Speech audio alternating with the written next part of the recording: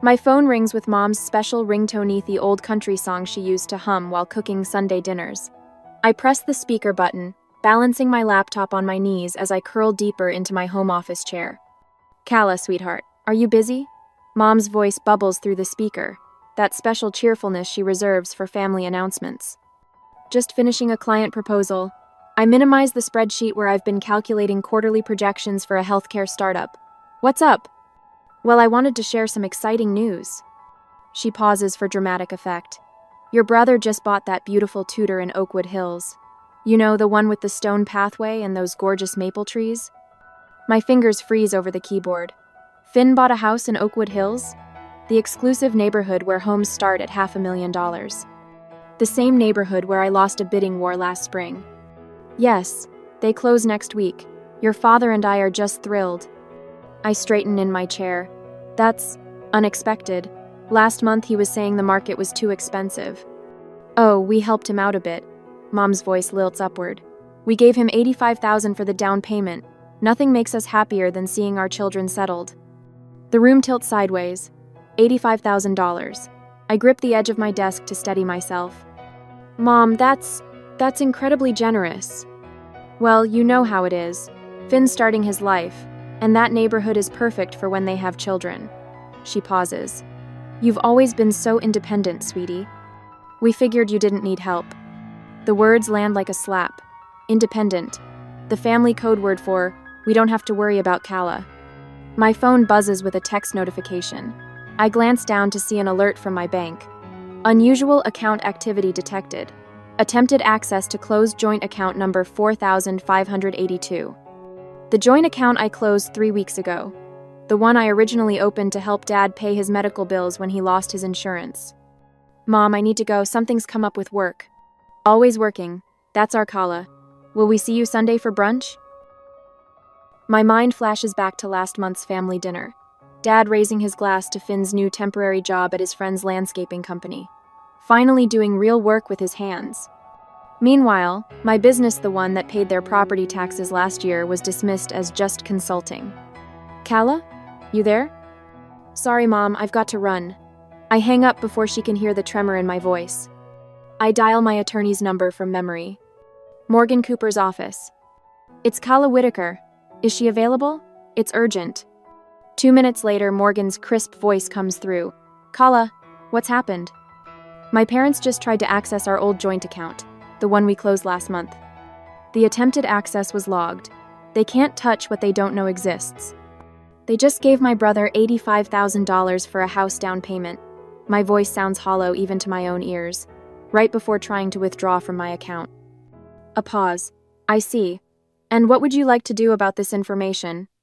I open my laptop and create a new spreadsheet. The title forms under my fingertips. Family Karma Audit. In the first row, I type $85,000, given to Finn for house. $0, given to Calla. "Calla, are you still there?" "I'm here." I reach into my desk drawer and remove the silver frame holding last year's Christmas photo, all of us smiling in matching sweaters, my arm around Mom's shoulders. I place it face down in the drawer. I'm just getting started. On Sunday during brunch, the afternoon sun filters through the bay windows as I kneel beside Mom, angling her phone to capture everyone at the patio table.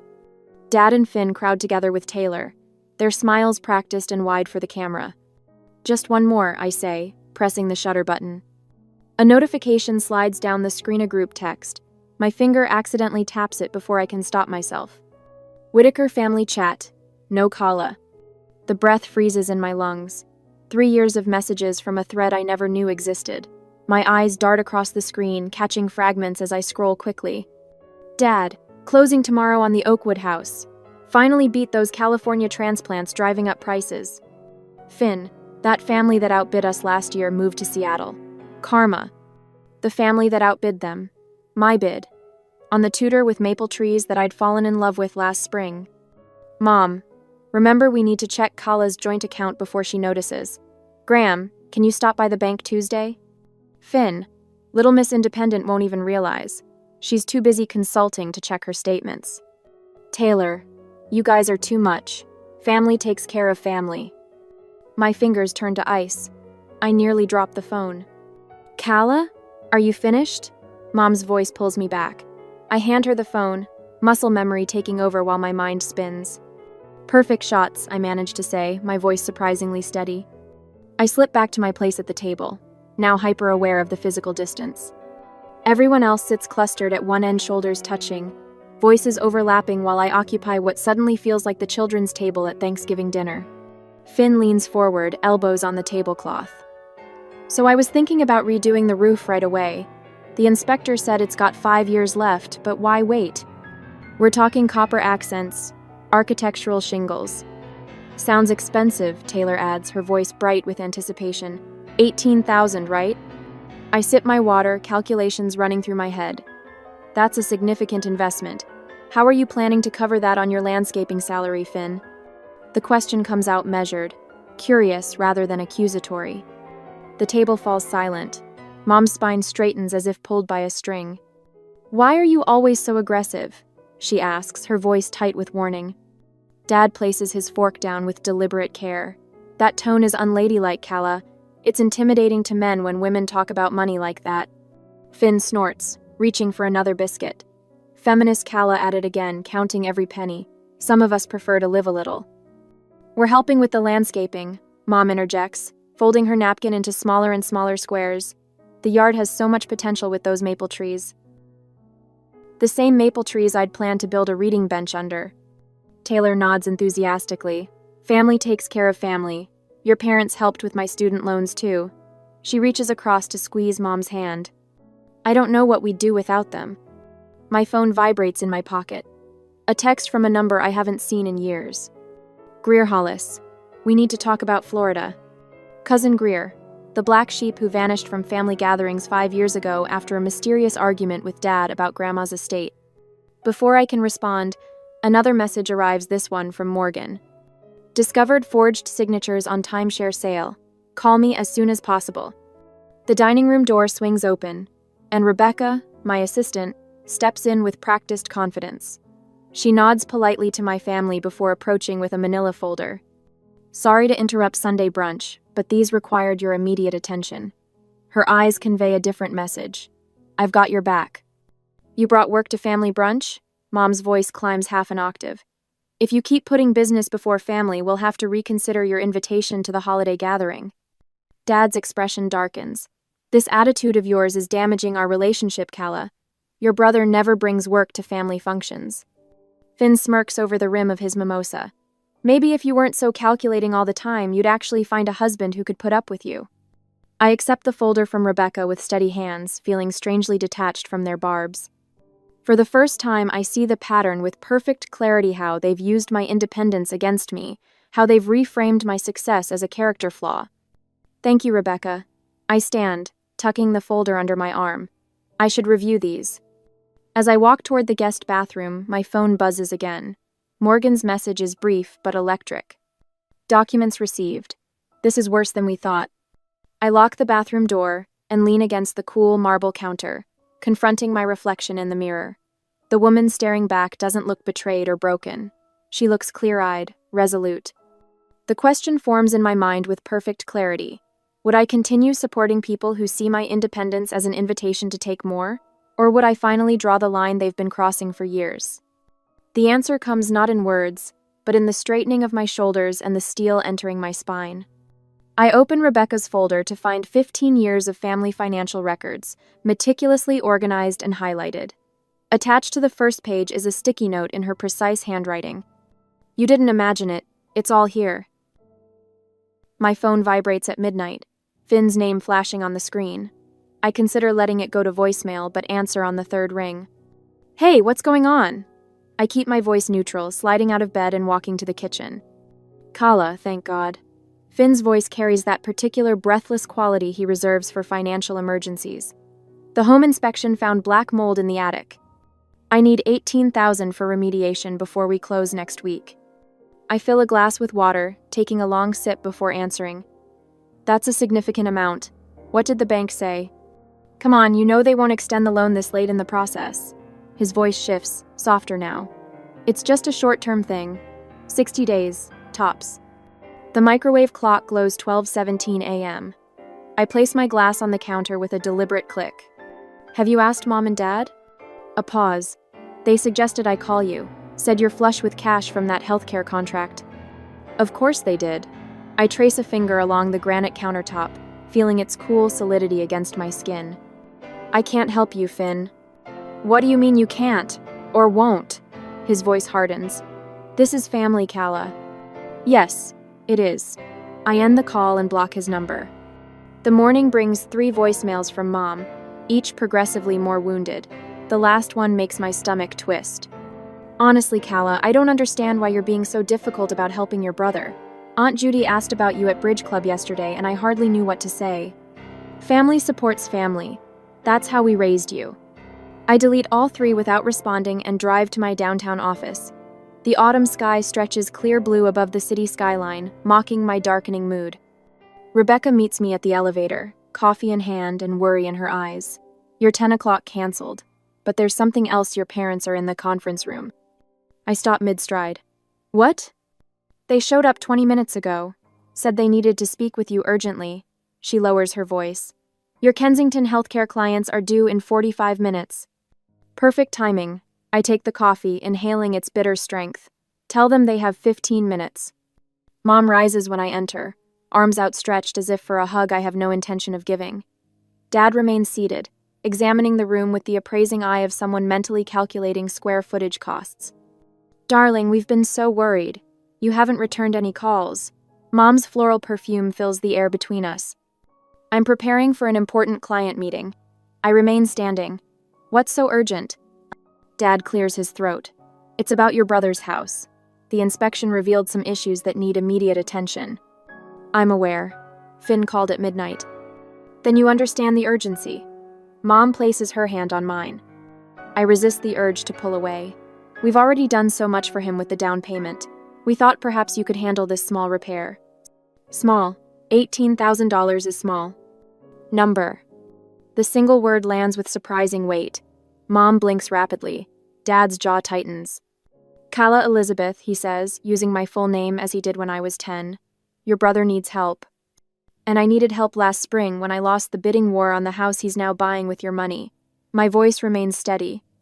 You told me the market would correct itself and I should be patient. An uncomfortable silence stretches between us, broken by Rebecca knocking gently on the doorframe. Miss Whitaker, your Kensington clients are in the lobby. Thank you, Rebecca. I turn back to my parents. I have work to do. Mom's face crumples. We just need to understand why you're being like this.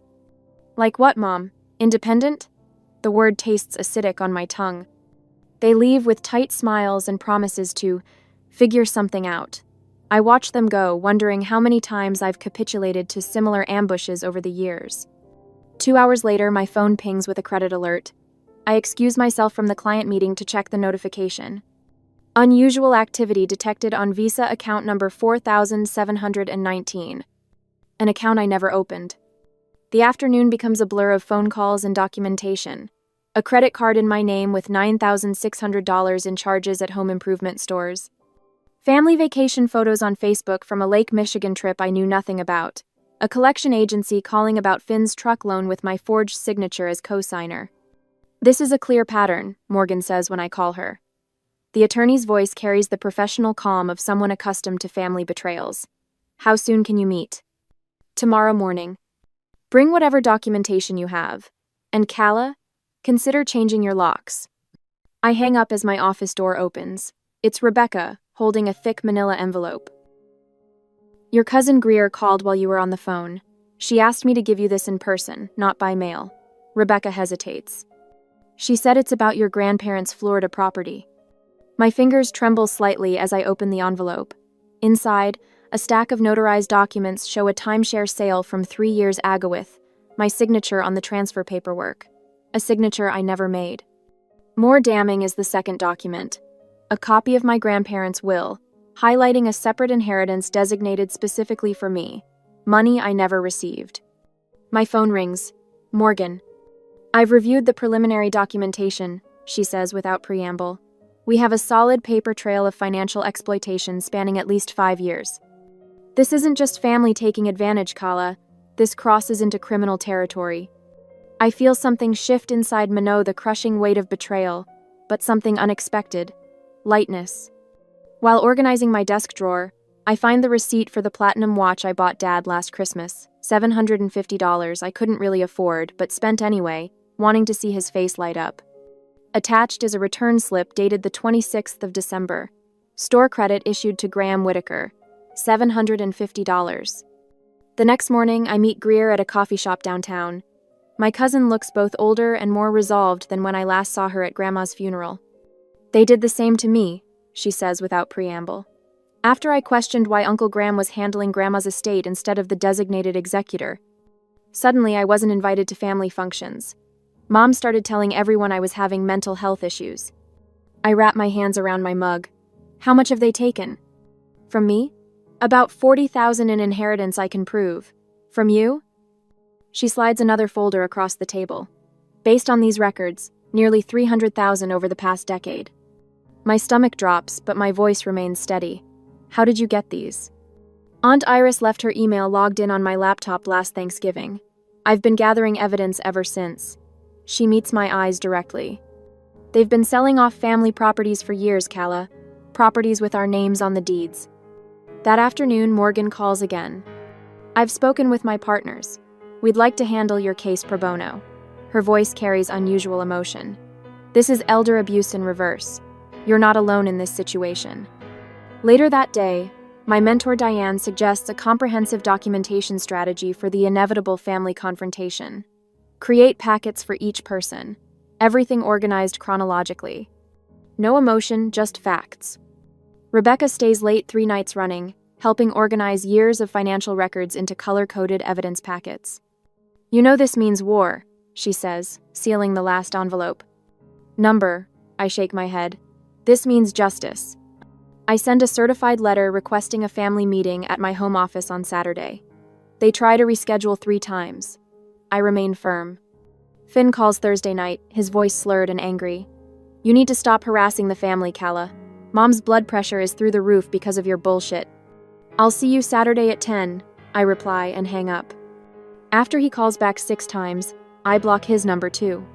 Friday evening, Rebecca helps me prepare the improvised AV conference room at home. As she arranges water glasses and notepads with precision, I reveal the final piece. There's something else they don't know about. I unlock my desk drawer and remove a leather-bound binder labeled Family Karma Audit. Rebecca's eyes widen as I open it, revealing meticulous records dating back 15 years. Bank statements, text messages, emails, photos of checks, loan agreements, never honored. You've been keeping track all along. Yes. I run my finger down the final column of the spreadsheet. $297,842.16. What are you going to do? Rebecca asks. I close the binder with a quiet snap. I'm going to give them exactly 1 chance to make this right. The conference table in my home office gleams under recessed lighting. I've positioned everyone with precision: my parents on the far side, Finn beside them, Greer to my right, and attorney Morgan Cooper at the head of the table. Rebecca stands quietly by the credenza, managing the coffee service with the same efficiency she brings to our client presentations. Thank you all for coming. I open the leather portfolio that contains the records of my family's financial exploitation. I've asked you here to address some concerning patterns I've discovered. Mother fidgets with her pearl bracelet. Really, Calla, this formal setting seems excessive for a family chat. This isn't a chat. I slide the first document across the polished surface. This is a comprehensive accounting of financial support I've provided over the past decade. Father's face pales as the total at the bottom catches his eye. $297,842.63. Attorney Morgan distributes copies to everyone. Miss Whitaker has maintained meticulous records, as you can see. Finn scoffs, pushing the paper away. This is ridiculous. You're keeping score? Family doesn't count pennies. Apparently, my pennies were the only ones being counted. I click the remote. The wall-mounted screen displays security footage from First National Bank. This was taken 3 months ago. That's you, Finn, using my driver's license and social security card to access my accounts. The room falls silent. Taylor shifts uncomfortably in her chair. After everything we've done for you, Mother whispers, her voice cracking with practiced emotion. How can you attack your family this way? Father adopts his puzzled expression, the same one he used when questioned about missing tools from my garage. I don't recall any of these arrangements. My memory isn't what it used to be. Finn stands abruptly, his chair scraping against hardwood. I'm not going to sit here while you attack Mom and Dad. I'll make sure everyone in the family knows how you're treating them. Please do. I press another button on the remote. Finn's voice fills the room. Kala's such a sucker. All you have to do is mention Dad's medical bills and she writes another check. The best part? She's so busy working, she never notices when a little extra disappears. His recorded laughter cuts through the room like broken glass. Finn lunges for the door. Morgan steps in front of it. I suggest you remain seated, Mr. Whitaker. We're just getting started. Greer clears her throat and opens her own folder.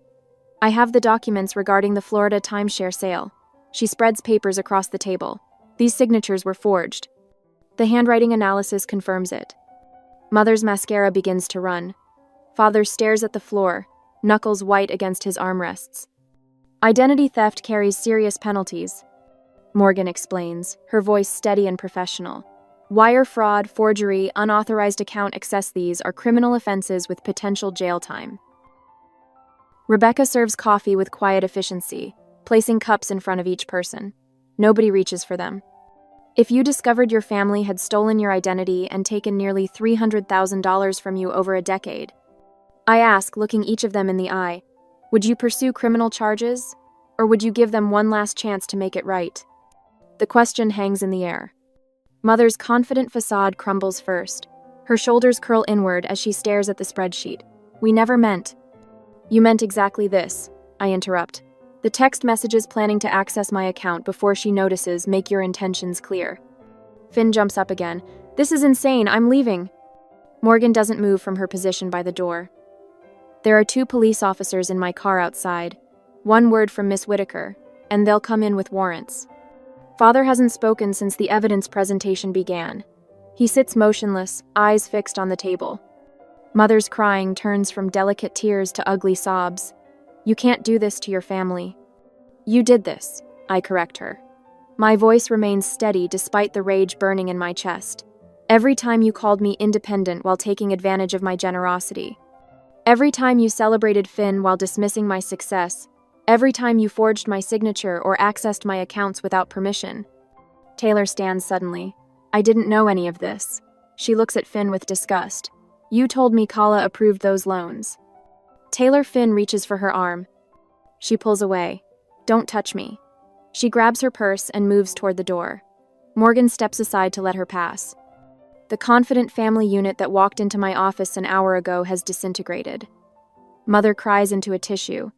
Father stares silently at the floor. Finn looks frantically between them, waiting for someone to fix this situation like they've fixed everything else in his life. I close my portfolio with a decisive snap. Now, let's discuss how you're going to make this right. Mother dabs at her eyes with a tissue. The perfect shade of coral lipstick remains untouched despite her theatrical display. We just wanted to help Finn start his life, she says, voice wavering with practiced vulnerability. You were already so established with your business.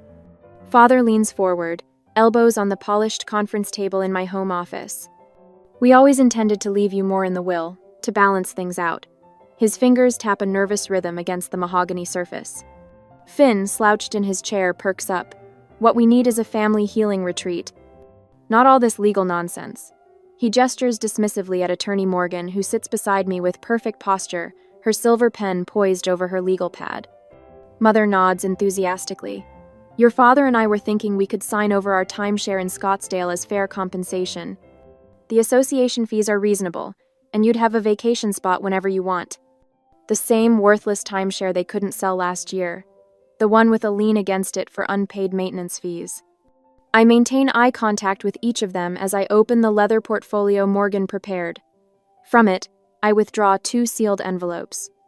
I've brought 2 options today. My voice sounds different, lower, steadier than it's ever been in their presence. The first envelope contains a legal agreement for full repayment with interest over 5 years. I place it in the center of the table. The second contains criminal complaints for fraud, forgery, and identity theft, ready to file with the district attorney. The silence feels like ice cracking beneath their feet. I've supported this family for 15 years. I spread the documents before them like playing cards. Today, that ends. Morgan slides forward a thick folder. These bank statements show systematic transfers from Kala's accounts to yours over the past decade. She opens to a highlighted page. Here we have a credit check revealing multiple accounts opened in Kalya's name without her authorization. Finn's face drains of color as Morgan continues. This notarized affidavit from the bank manager details your unauthorized access attempts to missbrivenix.com. Whitaker's account specifically on the day you gave your son $85,000. Father stares at the ceiling. Mother's hands tremble. And these, Morgan taps a bound stack of papers, are text messages between family members discussing plans to access Kala's funds. Note the timestamps, they predate your gift to Finn by less than 24 hours. I stand, circling the table slowly. The room feels warmer now, my skin electric, with a power I've never allowed myself to claim. Mother, I stop behind her chair. You called me independent when you meant convenient. A reliable ATM who wouldn't ask questions. She flinches but doesn't turn. I move to Father. You taught me family comes first, then used that lesson against me. Every dollar I gave you was proof of my love, but never enough to earn yours. His shoulders hunch forward as if bearing physical weight. I reach Finn last. You forged my signature while calling me for sisterly advice about investments. Remember those late-night calls? You were holding my credit card application in your hand, weren't you? Finn stares at the table, jaw tight. Morgan slides the repayment agreement forward with 2 black pens. This option allows for monthly payments over 60 months. It includes provisions for early repayment without penalty. The grandfather clock in the hallway ticks 13 times before Mother reaches for a pen. Father follows, then Finn. The scratch of pen on paper sounds like victory. Finn reaches into his wallet and extracts 3 credit cards. He places them on the table, face down. These have your name on them, he mumbles. We'll need to list the house, Father says quietly to Mother. The equestrian membership, too. Morgan catches my eye, a slight nod confirming this wasn't part of our strategy. They've arrived at this conclusion themselves. Greer, who has been silent throughout, speaks for the first time. And the Florida property? The one grandmother left to Kala and me? Mother's head snaps up. How did you? Public records. Greer answers calmly. The sale closed 3 years ago. Father signs the final page with a defeated flourish. We'll figure something out. An hour later, the house is empty except for Rebecca, who silently collects coffee cups and straightens chairs. They signed, I tell her, still not quite believing it myself. Of course they did. She squeezes my shoulder. They finally saw you. That evening, I returned from dinner with Morgan to find a blinking light on my answering machine. One new message. I press play, bracing myself for threats or manipulation. Mother's voice fills the room, strangely subdued. Kala, we need to talk about the house. I freeze, finger hovering over the delete button. Your house, she continues. The one in Oakwood Hills you lost in the bidding war. The buyers backed out yesterday. It's yours if you still want it. The message ends. The machine beeps, awaiting my command. I sit in the gathering darkness, weighing 15 years of history against one unexpected olive branch. The delete button glows red in the dimness. A month later, the real estate agent slides the papers across the weathered oak table. Just your signature, here and here, miss. Whitaker. She taps her manicured nail against the flagged lines, her coral lipstick matching the folders spread between us. I sign my name with the fountain pen my mentor Diane gave me when I landed my first major client. The ink flows smooth and permanent across the page. Congratulations. The agent beams, collecting the documents with practiced efficiency. You know, we had a higher offer from a lovely family with 3 children. But the seller appreciated your all-cash offer. No financing contingencies, no inspection delays. No strings, I add, running my fingertips across the grain of the table. Exactly. She hands me a set of keys attached to a handcrafted leather fob. This one's paid in full. No mortgages, no loans, no strings. The keys feel substantial in my palm, solid brass that catches the light streaming through the cabin windows. Through the glass, I can see the lake shimmering under the afternoon sun, ripples catching the light like thousands of tiny mirrors. I stand alone in my new space after the agent leaves, breathing in the scent of cedar and pine. The silence wraps around me like a favorite blanket knot, the suffocating quiet of family dinners after I asked uncomfortable questions, but the peaceful stillness of belonging only to myself. My phone chimes with a text from Morgan. Still coming at 4 for the official tour? I smile and type back, champagne's already chilling. The mail carrier arrives as I'm arranging cheese and fruit on a serving board. I recognize the cream-colored envelope immediately, the same type my parents used for my college graduation card. The one that contained congratulations but no check, unlike the generous gifts my brother received for much lesser accomplishments. This envelope feels different, heavier. Inside, I find a check for $3,500 and a handwritten note on my mother's monogrammed stationery. We're sorry. 2 words. No excuses, no justifications, no attempts to explain away years of financial exploitation. Just the first installment of repayment and an acknowledgement I never expected to receive. I place the check in a folder labeled Restitution Payments and continue preparing for my guests. Rebecca arrives first, carrying potted herbs for my kitchen windowsill. Greer follows with a hand-woven blanket in sunset colors. Morgan brings a bottle of expensive scotch and news that makes me pause while pouring water for the fresh flowers. Finn's house is listed as a short sale, she says, accepting the glass of champagne I offer. Your parents sold their Cadillac and that boat your father was so proud of. They're moving into a senior apartment complex next month. I nod, feeling neither vindication nor sorrow. And the timeshare proceeds? Greer received her first payment yesterday. Morgan raises her glass toward my cousin. Everything proceeding exactly as legally agreed. We gather around the fireplace as evening approaches, the 4 of us forming a circle of hard-won trust. On the stone mantel above us sits a simple frame containing a printout of my final family karma audit spreadsheet, the words "account settled" written in bold across the bottom. To chosen family, Rebecca says, raising her glass. To independence, Greer adds. To boundaries with consequences, Morgan offers with professional satisfaction. I look around at these women who stood beside me when blood relations failed. To freedom. Later, after they've gone, I sit on the dock with my feet dangling above the water. The lake stretches before me, vast and uncomplicated. My phone buzzes in my pocket, Mom, appearing on the screen with that old country song ringtone I never changed. I silence it without answering and watch the sun sink lower, painting the water in warm gold. The weight that lived between my shoulder blades for years has finally dissolved. Independence isn't what made me unworthy of their help. Independence is what finally set me free. If your family uses your strength as a reason to withhold support while draining your resources, would you have the courage to show them exactly how independent you can be? What would your family karma audit reveal if you started keeping track today? Share your thoughts in the comments. I read every single one.